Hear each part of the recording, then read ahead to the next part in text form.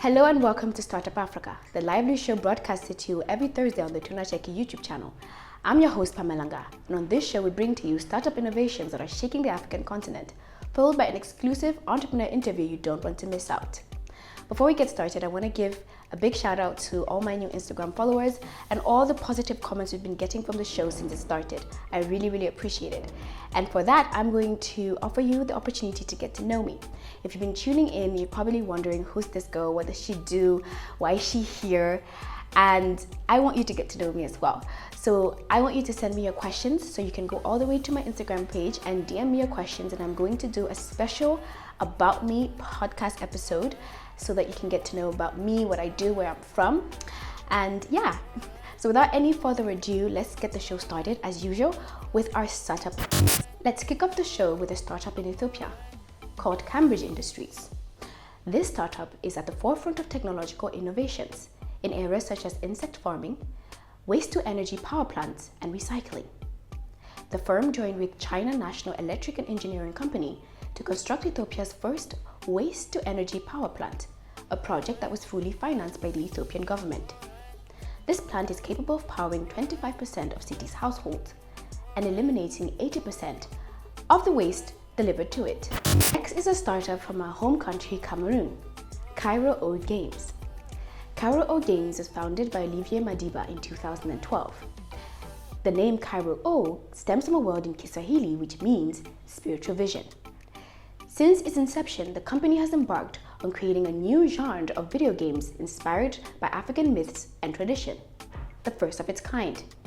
On the 10th of April 2015, the company announced closing on its investment fund of $200,000. Between the years of 2013 and 2018, they have been able to raise around $300,000 in crowdfunding. Our last stop is in Nigeria with a startup called Chaka. This is a financial technology company that lowers the barrier between Africans and the global capital market. The company provides a regulatory compliant platform that permits African individuals and businesses to invest in a global capital market. The service provides over 3,000 assets from over 40 countries, including the US, China, UK, and more. The company has also created an API and interface that permits Nigerians with a bank account to create a trading account in order to purchase global blue chips and local Nigerian stocks. That's it for this week's startup updates. Please don't forget to head over to my Instagram account and DM me your questions so I can create that postcard episode about me so that you can get to know me better. But don't go anywhere because we have a very special guest coming up in our entrepreneur interview segment, and I know you're going to enjoy it. See you in the segment. Thank you guys so much for tuning in for the second segment of Startup Africa. Like I told you, we have such a special guest. He is a software developer, but he was trained as a musician. Some really cool stuff right here. So please welcome Kevin Goode. I love your name, Kevin. Hi, Kevin. Thank you. Hi. Welcome. Nice to be here, Pamela. Thank you. Hi, how are you? You're calling from all the way from California, Los Angeles, California. Oh, wow. It's Yes. so great. Like, I feel so privileged to have you here. So for those who are watching, give them like a little background of who you are, how you came up. How does a musician just get into software development? All right. Okay, so let's see. I am a musician. I went to school. I'm originally from San Diego, California. I went to school for music, and while I was in college, I decided I went to a place called San Jose State, which is up in the heart of Silicon Valley. And then I decided I was studying music, but I wanted to learn about programming because I thought it would help out musicians, creating a website and so forth. And so I started learning about programming, and then from there I ended up getting a job at Apple Computer, and then I got a job at Sun Microsystems, and then a few other like huge companies. But then I started going more into the software programming versus the music. So I stopped that, went back to music, and then I moved down from the Bay Area to LA and was doing film scoring, working for bigger composers, and doing my own music. I still do my own music. But then at a certain point, I started to look at the world differently.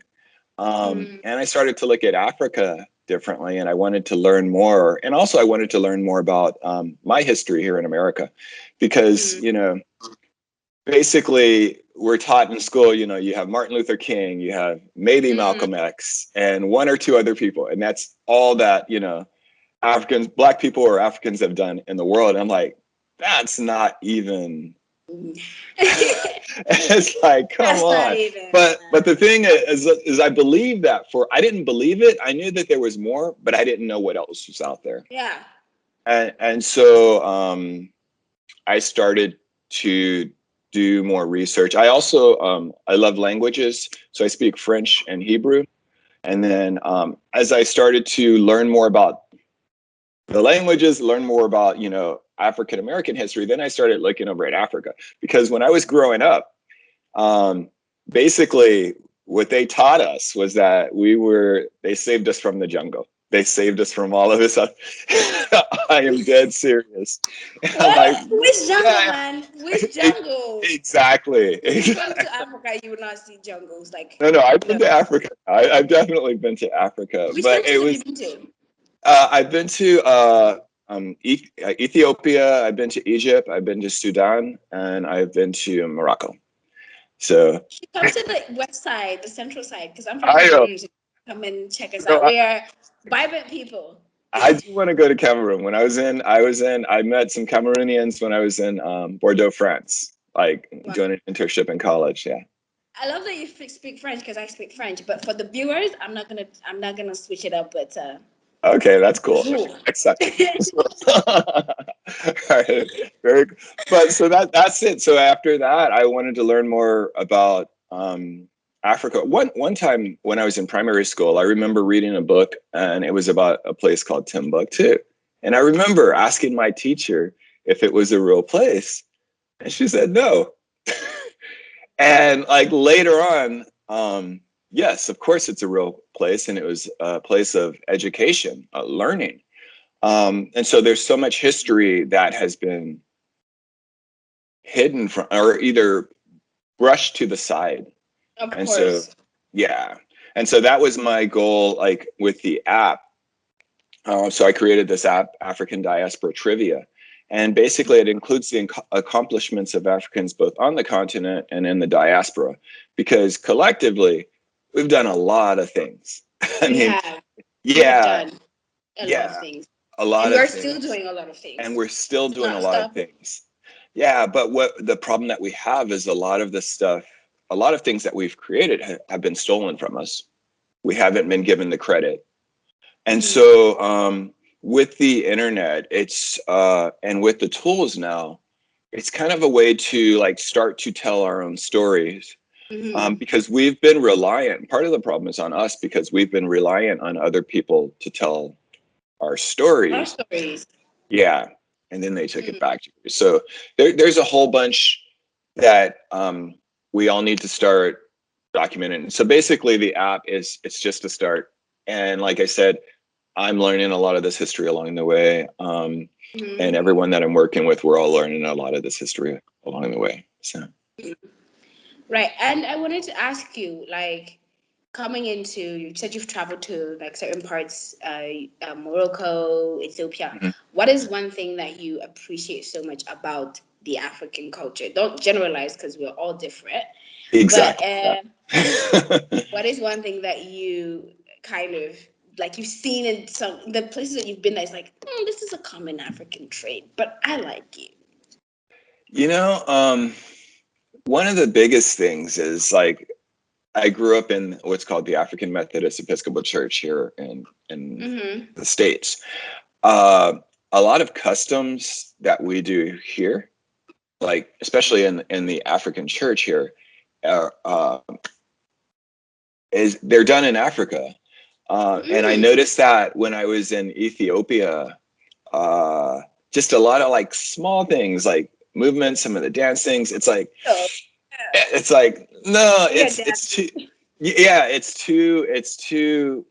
too connected. And when I was in Ethiopia, I went to this cultural center. It was called Fendika, and there were some jazz musicians there.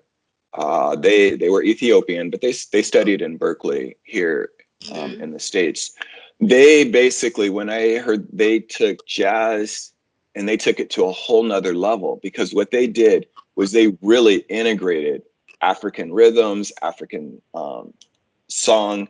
They integrated it all together into jazz, and it just kind of blew my mind. It was, yeah, it was the most amazing thing I had heard in a really long time musically. So African music is really what you really appreciate about our culture. It's like different beats. I think I love African music and all shit. I feel like we're very I don't know the word. I forgot the word, but we're very energetic. We just like music. Anything that is, we turn church into a whole turn up party, man. Literally. It's a party, but it's like it's a party of church. We don't know. But every moment we have is like enjoyment. Literally. In the churches that I go to, our traditional churches in my tribe, is usually a lot of rhythms. So there's just so much drums. Like people take it, dance crew. We have the whole choir is always dressed up with the moves and the handshake. It's a whole mood. It's a celebration. Like if you're walking on the street, you will hear the party. That's it. It's not easy. I feel like that's really who we are. Like we're just very vibrant people. That is who we are. I think as a whole, and I think it's been, but we need to, as a whole, like both in the diaspora and on the continent, we need to kind of pull that back and just kind of like know it and accept it. And I don't really know how to explain it, but we need to accept it, embrace it, and move forward. Yeah. I mean, you can be a doctor, but you're still going to have, the drum beats and the music and everything. It's like you can be whatever you want to be and still be you, and stop on this other like identity that's not us in order to appease other people, I guess. Other people, yeah. I think it's because I think that kind of struggles when somebody doesn't really know their identity. I don't know if that's, I mean, here in Cameroon, it's very hard for the person to be like, I don't know where I'm from. Like, I don't know what my tribe is. Like, you would know that this is your village and this is what they will tell you. Like, my village, we do this, we just like this, we eat. So that person already has, I could say, an identity. Obviously, if with all the culture influence, there is sometimes that like culture mixage where like you want to do some things, you want to adopt other things. But here I would say people know where they're from. Like if someone comes and present a meal, you'd be like, yeah, that's me. Yeah, I know that meal. That's us. And if it play a rhythm, it's like, yeah, that we play that in my village. Like people would be able to identify. Do you think that that's the same thing there for Black people? I think for Black people, and I will say for Africans as well, you know your identity there in Cameroon, but once you leave Cameroon, are you going to still hold on to that? Or are you going to adapt in order to, like if you go to England, you come to the United States, are you going to change in order to, because I have some friends that are from Senegal, but they lived in France, and one of them, she told me like, just not too long ago, like 2 years ago, she realized she was Black. 2 years ago. And I'm like, what does that mean? We're all from different tribes. You know your tribe, you know where you're from. But when we move out of our own individual cultures, we move into this other world, interact. We go to like the Germanys or the France or Europe or United States. It's probably more pronounced in the United States. It doesn't matter. The only thing that they're going to look at is the color of your skin, which is unfortunate because that's not how society should be. But and so there's this so you kind of subtly start to change who you are in order to fit in. But if go on. For them to see that you're more than just Black. Yeah, but see that's and that's a problem because you've just changed who you are. So and I think that's a problem because you're on the continent, but you guys have still been affected by colonization. Yeah. You've still been programmed by the history books that they created. So, I mean, so we need to kind of turn it upside down or turn it around and take back our history as a people as a whole. And so even though we're from different tribes, these tribes have basically like the countries that you attach onto today, they didn't exist 200 years ago. Yeah. But yet and still now everyone embraces these countries as if, you know, so it's like knowing the full scope of history. And just like, okay, well, when my ancestors were taken from Africa, they weren't taken from the jungle. They were taken from like, I don't know, kingdoms. Exactly.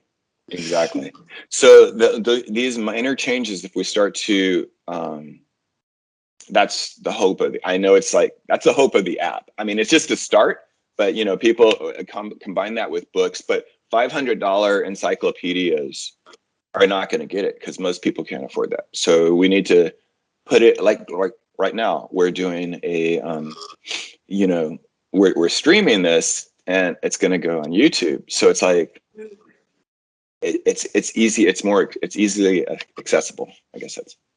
Okay, is the app free? Is it The app is free. Okay.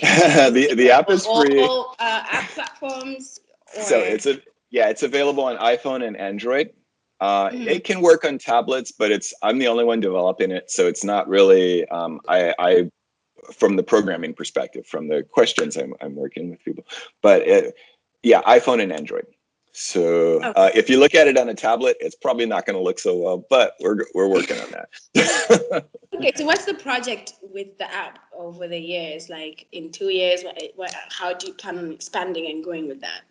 We're just we're trying to grow 20%, like a month, grow 20%, and then 2 years, hopefully 2 years we'll have over 100,000 users, hopefully, you know. So, but right now it's just, and we're it is free, and so we make money through in-app advertisements. Eventually, we hope to basically provide advertisements for Black businesses or African businesses that are online, or any business, but targeting Black businesses. So we're basically, you know, hopefully in 2 years, 100,000. We're making a lot of changes with the app as far as adding more questions, especially questions for the continent, different places on the continent. So that's been taking some time. And then I'm making programming changes. We're adding like cowrie shells, just kind of customizing it to make it a more enjoyable experience. But so far, we've gotten a lot of positive reviews with people playing the app and saying that they're learning a lot of stuff. So please check it out. It's called African Diaspora Trivia. And we have a website basically that has, it's a blog and blogs about some of the different questions that are in the app. And the cool thing about the website is we link to other sites that are either African based or diaspora based. So that way it's kind of like it's really trying to help to tell our own story. So linking to other writers that have maybe explored the subject in more detail. And so that way, if a reader wants to learn more, they have a source to go to that's reputable. Yeah. Anyways, thank you so much, Kevin, for giving us all these details on the African Diaspora Trivia app. You guys, as you guys have heard, if you're passionate about learning more about Africa, even if you're African, there's so many things that we need to know. So the links to the website, the app, is going to be in the description box. Kevin Goode, thank you. Thank you, Pamela, for having me. It's been great. Thank you so much for tuning in to this week's episode of Startup Africa. You can support our mini-series by subscribing to our YouTube channel or becoming our Patreon member. I'm your host, Pamela. Catch you same time, same place. And remember, Africa is always watching.